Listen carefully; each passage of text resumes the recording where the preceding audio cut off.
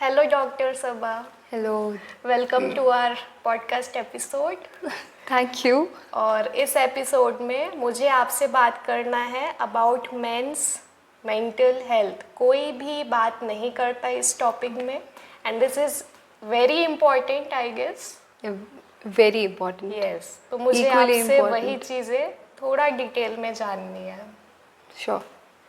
तो क्या ये जो प्रेशर होता है लड़कों के ऊपर, स्पेशली फाइनेंशियल बर्डन्स, कहीं ना कहीं इनका एंजाइटी भी होता है और फिजिकल हेल्थ में भी इफेक्ट आता है। तो आप उसके बारे में बताइए। जो लड़के होते हैं इनका अपब्रिंगिंग ही ऐसा होता है कि तुम्हें सब संभालना है. You have to be the bread earner of the family.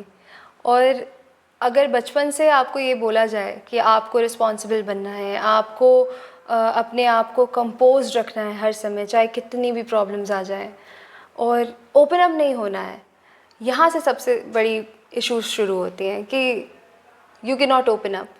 और उसके बाद जब बड़े हो जाते हैं और व्हेन दे स्टार्ट अर्निंग, पूरा फाइनेंशियल बर्डन एक्चुअली इन पर होता है. क्योंकि अगर हाउसवाइफ है and the person is earning, अगर वो बड़ा बच्चा है एंड ही इज़ अर्निंग, तो he has to manage everything बिना बात किए, बिना अपने आप को जाहिर किए कि नहीं मैं परेशान हूँ. ये तो बोलना बहुत प्रॉब्लमेटिक है, क्योंकि अगर वो बोलेंगे तो उस पर ये हो जाएगा कि अच्छा रो रहा है, लड़की है. और अगर वो रो भी नहीं सकते. सबसे बड़ी प्रॉब्लम ये होती है कि अगर आप एक्सप्रेस नहीं करते हो तो आप अंदर रखते हो तो बहुत स्ट्रेस वो फिर आपको खाता है, फिर वो आपको खाली करता है, और जिसकी वजह से एंजाइटी होती है विदाउट एक्सप्रेशन. अब ये अंदर चार दीवारी के अंदर घुटते हैं कि हाँ ठीक है इनके और because of the stress they go to the different they offer different bad habits, that is smoking and alcohol, which is very common these and they days. Get addicted towards it. They are addicted. Okay. अब तो they are addicted. तो ऐसा कह सकते हैं कि addiction हो ही जाता है। हाँ, एडिक्शन हो जाता है, क्योंकि पहली बार लिया तो ऐसा लगता है कि हाँ यार खुशी कहीं नहीं समझ में आ इज रही इट है. नॉट लाइक कि ओकेजनली हम स्मोक कर रहे हैं या ड्रिंक कर रहे हैं, जैसे I have heard few of my friends talking about it, हाँ, हम तो ओकेजनली वाले हैं। हाँ, मोस्टली दे से like that. I have brothers saying like this कि हाँ हम तो ओकेजनली करते हैं, बट वी नो कि वो चेन स्मोकर्स है. It is clearly visible on their lips. कितना झूठ बोलोगे. ये मुझे पहली बार पता चल रहा है। सो क्या होता है कि अगर आप स्मोक करते हो तो हैप्पी हार्मोन्स रिलीज़ हो जाते हैं थोड़ी देर के लिए, तो उस समय ऐसा लगता है कि हाँ ठीक है, और एक थोड़ा ब्लॉकेज हो जाता है, तो उस समय के लिए आप उन प्रॉब्लम से दूर हो जाते हो. थोड़ी देर के लिए आपको स्ट्रेस रिलीव लगता है, लेकिन आप अपनी बॉडी को कहाँ डाल रहे हो ये आप नहीं समझते. तो उसकी वजह से फिर हाइपरटेंशन हो जाता है. छोटी सी उम्र में हाइपरटेंशन हो जाना कितनी बड़ी बात है. अब जो कार्डियक अरेस्ट हो रहे हैं, जितने अटैक्स आ रहे हैं, वो सब छोटी एज में आ रहे हैं. दैट इज़ आप देख रहे होगे 30 की उम्र में अटैक हो आ रहा है, और which is not common, which was never common. हम सुनते थे कि 60 की एज में आता है, नाउ अब हो रहा है. It is all because of these things. ये जो बुरी आदतें हम अपना लेते हैं और जिसको हम सोचते हैं कि हाँ ठीक है ये शॉर्टकट्स हैं, then we go for alcoholism. वो तो और थोड़ी देर के लिए कूल बनने के लिए, कई बार तो जॉब की वजह से भी करते हैं लोग. दे गो टू दीज प्लेसेस कि हाँ ठीक है वहाँ बैठे हैं खाली, तू ज्वाइन नहीं कर रहा यार, तू मर्द नहीं है, तू नहीं पिएगा, तू फूंक नहीं सकता. Then they start doing it कि हाँ मैं तो हूँ. अब अपने आप को साबित करना हर पॉइंट पे, घर पे साबित करना ये करके कि हाँ मैं पैसे लेकर आ रहा हूँ, हाँ मैं आपको नहीं बता रहा हूँ मेरे साथ क्या चल रहा है, मैं पूरे समय मैं तो हूँ ना. सो मेन रीज़न इस चीज़ स्मोकिंग एंड इनका जो ड्रिंकिंग है, इसके पीछे इनका स्ट्रेस लेवल होता हाँ, है। इसके पीछे इनका स्ट्रेस लेवल Okay. होता है. ये मास्क करते हैं अपने आप के इन सारे इमोशंस को थ्रू दीज मेथड्स या but anger. It is not healthy ना, आप अपनी हेल्थ को क्यों खराब कर रहे हो बिल्कुल ये नहीं. सब के लिए? It is not healthy at all. कैसे आप बोल सकते हो कि स्मोकिंग और अल्कोहलिज्म इज़ हेल्दी? प्लस इनका लाइफस्टाइल भी तो हेल्दी नहीं होता है. अब आप अपने पेरेंट्स को भी देखा होगा, आप अपने फादर को देखा होगा, मील स्किप करना इन लोगों की आदत में शामिल होता है कि हाँ हाँ सुबह अरे नहीं ब्रेकफास्ट नहीं चले जाते हैं, My चाय father is पे very particular about it. Oh that is very good like इस चीज़ में आई अप्रिशिएट माई डैड कि वो वर्कआउट करते हैं. He is very concerned about his health, जो कि मैं नहीं देखती. बिकॉज पीपल, मैंने देखा है पापा लोगों को उठ करके बस चाय पीते हैं, हाँ चले जाते हैं. जितना we have seen all men do this, they don't eat. और उनका ख्याल रखने के लिए ना, अगर आप 4 बार बोल दोगे तो अरे हमें फ़र्क नहीं पड़ता, सबको पड़ता है. आप यही सब कर करके अपने आप को ऐसे स्टेजेस में लेकर आते हो कि फिर you suffer from great diseases, you suffer from diabetes. बैठे बैठे, एक तो ये जो बैठा हुआ जो हमारी जो लाइफस्टाइल हो गई है, the sedentary lifestyle that I am talking about, इतना बड़ा इशू है ये. It is root cause of many diseases. So men are going somewhere else. हम सिर्फ जहाँ इतना जेंडर इक्वालिटी के बारे में बात करते हैं कि लड़कियाँ ये लड़कियाँ वो, उनको भी इक्वल रखना चाहिए इस सारी चीज़ों में हमें. एंड सोसाइटी की तरफ से भी इनके ऊपर काफ़ी प्रेशर होता है एज अ मैन. हाँ सबसे ज़्यादा तो फाइनेंशियल स्टेबिलिटी, बिल्कुल. Right, and then comes your responsibility towards your family. हाँ तो इसके वजह से जो स्ट्रेस है, एंजाइटी है, हाइपरटेंशन, ये सारी चीज़ें बहुत कॉमन है जो कि मैंने देखा है. इन चीज़ों से इनको आप कैसे हेल्दी अप्रोच में ला सकते हो? सबसे पहली बात तो उन्हें सुनना शुरू करना पड़ेगा. बहुत वक्त हो गया, हम बहुत बोल लिए, लड़कियां बहुत बोलती हैं. वी शुड स्टार्ट लिसनिंग, क्योंकि इन लोगों को जब तक एक नॉन जजी इन्वायरमेंट नहीं मिलेगा ये नहीं बोलेंगे. हम, क्योंकि वही वो जो चीज़ है जो बचपन से सुनते हैं, ये वो चीज़ कीप्स ऑन रिपीटिंग. अच्छा, लड़के अगर कुछ एक्सप्रेस करते हैं तो उनको जज किया जाता है. It is very common. आप तो आपने भी देखा होगा ये तो, और it is so common in India. ये चीज़ बाहर फिर भी लड़के रो देते हैं, कुछ कर लेते हैं, लेकिन यहाँ पे रो दिया तो फिर तो it is a very big issue.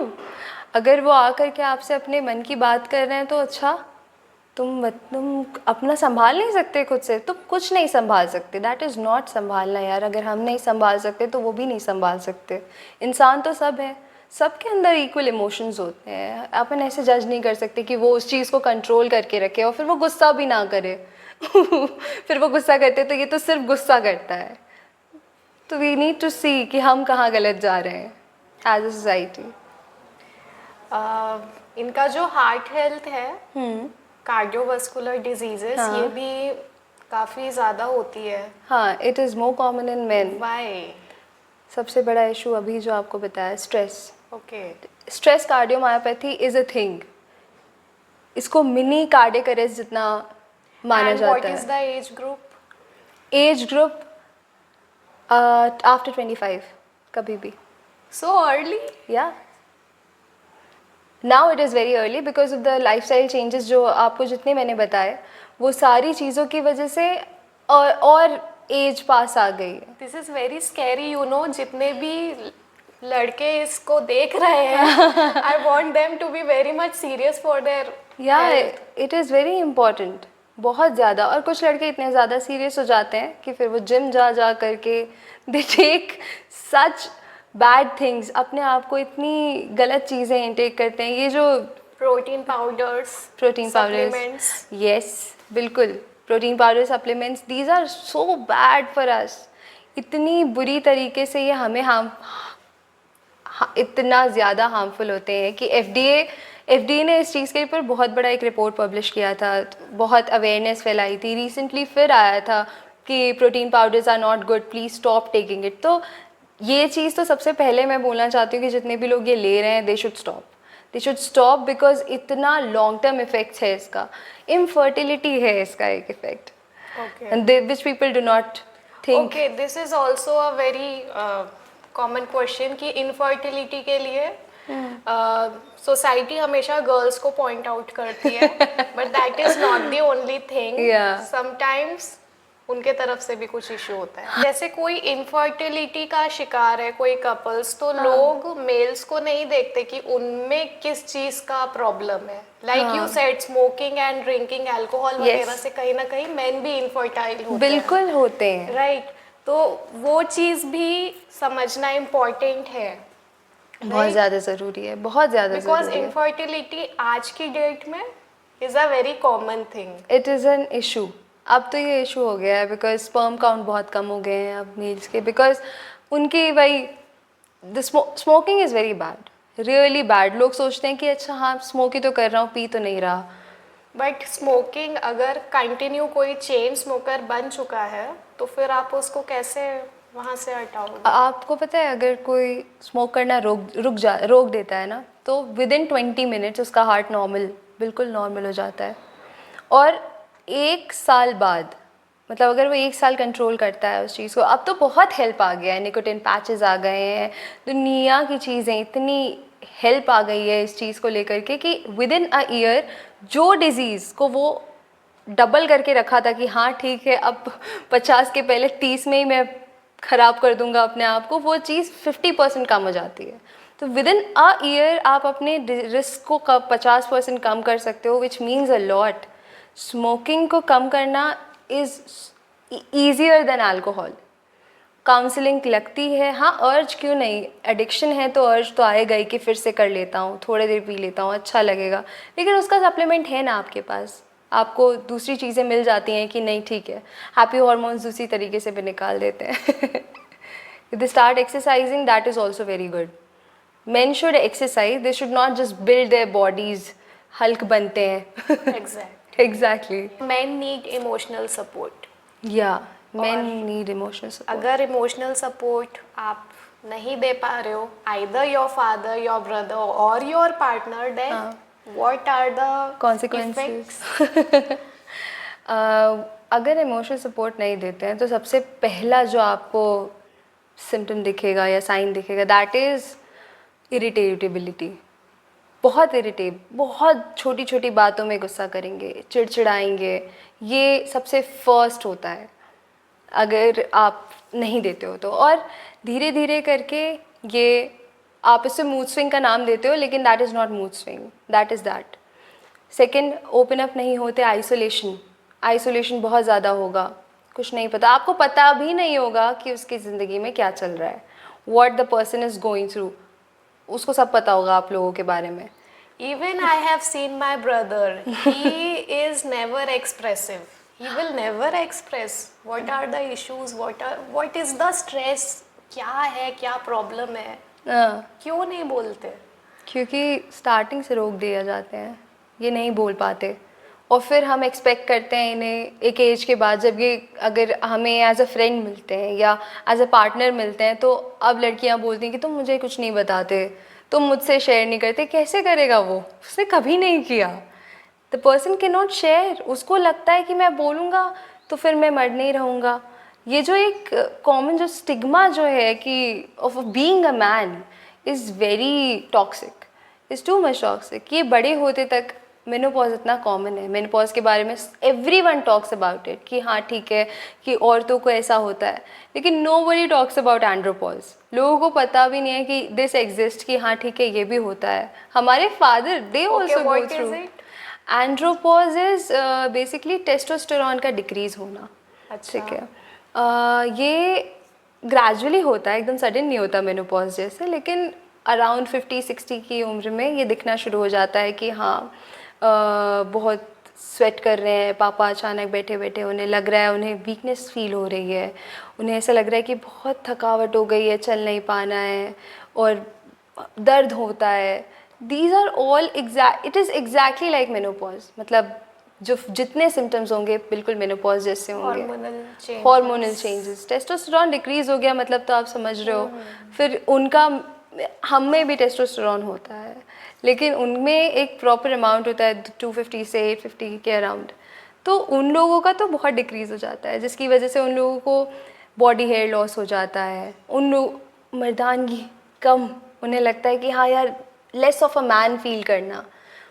एक इंसान जो पूरी ज़िंदगी इतना स्ट्रॉन्ग रहा है, उसको ज़रा भी वीक फील करना कितना प्रॉब्लमेटिक होता होगा, वो हम नहीं समझते, और वो चिड़चिड़ाते हैं। हम बोलते हैं कि नहीं यार पापा बहुत चिड़चिड़े हो गए, नहीं हुए हैं, मम्मी भी तो हुई थी, मम्मी के लिए तो हम सोच रहे थे कि हाँ नहीं मेनोपॉज हो गया। तो इट इज़ वेरी कॉमन, और इसकी वजह से ये जो एंड्रोपॉज है, इसकी वजह से हार्ट अटैक के चांसेस बहुत बढ़ जाते हैं। We go to that part कि हाँ ठीक है।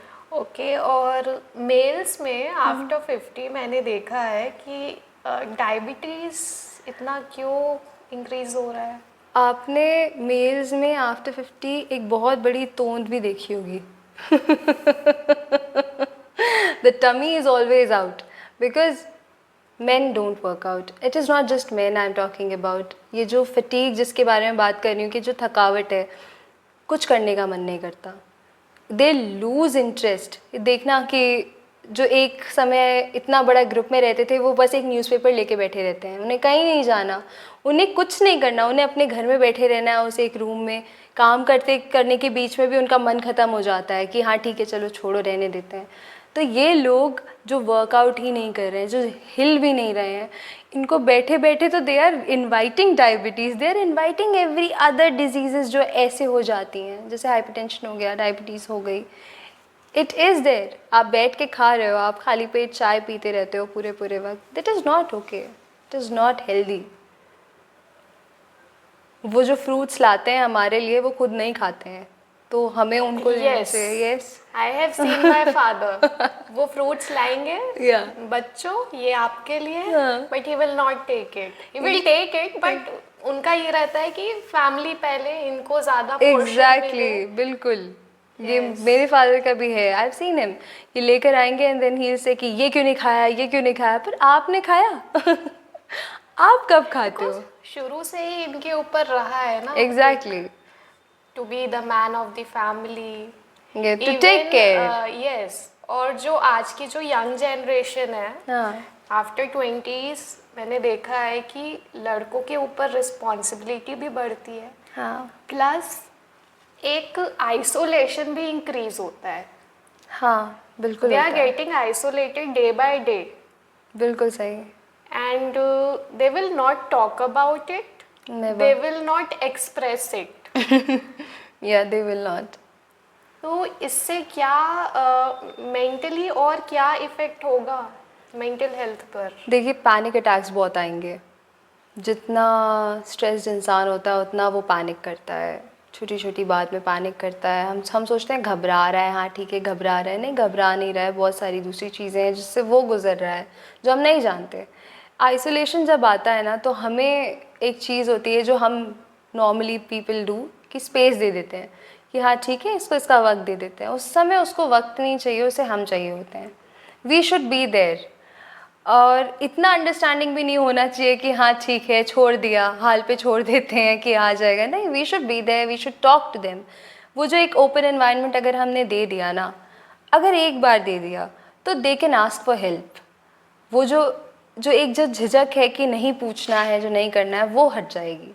एंड वंस वो चले जाए, आपको एक बहुत कॉमन एग्जांपल देती हूँ कि मैं पैटर्नल लीव के बारे में बोलती हूँ कि इट इज़ अलाउड, ठीक है, ये फॉर कपल्स, ठीक है, जब भी प्रेगनेंसी हो रही है तो it is allowed for the man, for the husband to take leave, ठीक है, and it is very important.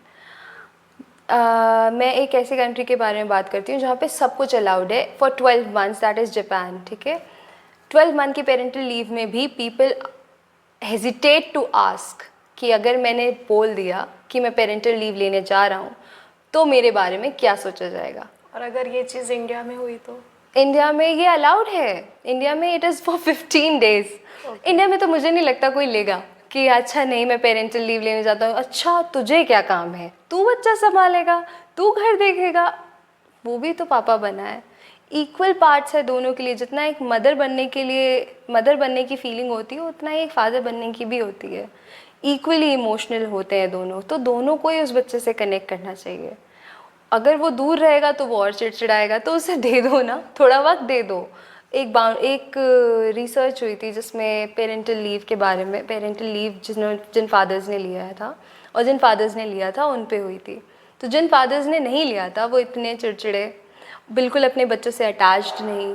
अब जो चिड़चिड़ा रहा है उसकी हेल्थ पे तो इफ़ेक्ट पड़ेगा ही, तो वहाँ से एक डिफरेंट हो गया कि हाँ पेरेंटल लीव इज़ गुड। जो ले रहे हैं they are more composed, they are more calm, अच्छा है उनके लिए। तो जितना कंट्रीब्यूशन हो जाता है, जितना उससे ये भी हो जाता है ना कि पेड लीव है तो उन्हें पैसे तो मिल रहे हैं, तो वो जो एक स्ट्रेस है वो हट जाता है, जो कि अपनी कंट्री में नहीं है. It is only for 15 days. 15 दिन में इंसान कितना कनेक्ट करेगा, किधर संभालेगा. और एक ये भी होता है कि after delivery there is depression which is commonly seen in females. ठीक है, पोस्टपार्टम डिप्रेशन बोला जाता है, which is not very talked about thing. उस समय अगर पार्टनर होता है तो वो जो सुसाइडल टेंडेंसीज़ होती हैं वो बहुत कम हो जाती हैं. एक बहुत अच्छा बॉन्ड कपल्स के बीच में बन जाता है, जो कि बच्चे आने के बाद बोलते हैं कि बॉन्ड ख़राब होता है, उसमें बहुत बड़ा रिलेशन इस चीज़ से है, बहुत बड़ा रीज़न है ये चीज़. फिजिकल वेलबींग, मेंटल हेल्थ और इमोशनल हेल्थ, ये आपको कैसे मेंटेन करना चाहिए specifically for main? Main should be given that environment सबसे फर्स्ट. उससे ये हो जाएगा कि उनका इमोशनल हेल्थ अच्छा हो जाएगा. अगर इमोशनल हेल्थ अच्छा हो जाएगा तो मेंटल हेल्थ अपने आप सब सही हो जाएगा. जहाँ वो बोलने लगेंगे, वो एक्सप्रेस करने लगेंगे, उनको आधा स्ट्रेस बता करके, हम जो हैं आपस में बात करती हैं लड़कियाँ, वी गेट ओके, तो वो चीज़ उनमें भी हो जाएगी कि हाँ ठीक है, बात करके सोल्यूशन निकलेगा, चुप रहने से सोल्यूशन नहीं है. प्रॉब्लम यही है कि डिप्रेशन और इतने सुसाइड्स मेन में इसीलिए हैं because they don't talk about it, and we should give them the environment. And third होता है फिजिकल हेल्थ. या they should work out without taking any supplements. हाँ, आपके पास नेचुरल चीज़ें उससे लो, उससे करो, लेकिन don't go for the synthetic supplements that we are getting from the market, क्योंकि बहुत सारे तो अनअप्रूव्ड होते हैं. So it is very easy to maintain a good health for and men. Nutrition भी इम्पोर्टेंट है. न्यूट्रिशन बहुत इंपॉर्टेंट है, हमें ही नरिश करते रहते हैं ये, इनको खुद नरिशमेंट की ज़रूरत है. They should start and we should take care of the people. They are our people, we should take care of them. Okay, so और एडिशनल आपको कुछ बोलना है इसमें? Additional, I would just like to say कि you are important. They must know that they are Yes. very important to us. Exactly. Yeah. But समझते नहीं है. हाँ, ये उनको, क्योंकि हम भी उतने अच्छे से समझाते नहीं हैं. We should express ourselves in front of them कि हाँ नहीं, you guys are very important to us. Okay, so thank you so much doctor Saba, आपने यहाँ आया, हमने प्लानिंग किया था, finally. It's after a very long time. So thank you so much. You're very welcome. Thank you for having me.